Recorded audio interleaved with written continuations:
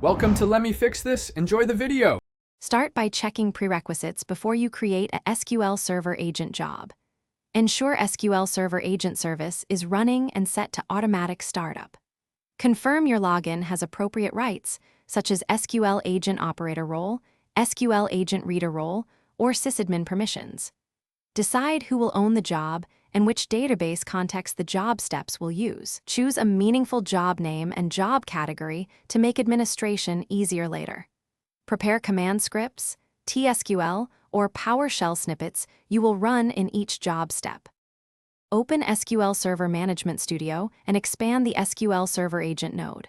Right-click Jobs and choose New Job to open the Job Properties dialog. Add one or more steps using TSQL, CMD.exec, PowerShell, or an SSYS package execution.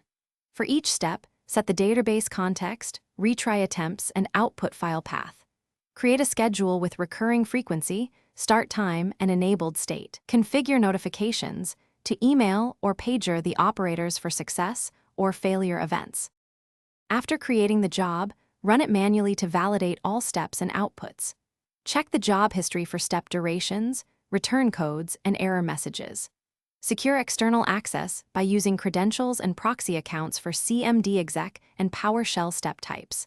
Enable logging to an output file or table and set appropriate file retention policies. Monitor regularly by reviewing history, setting alerts for repeated failures, and adjusting schedules, retries, or alerts to maintain reliable automation. Thanks for watching. If you found this helpful, don't forget to like and subscribe.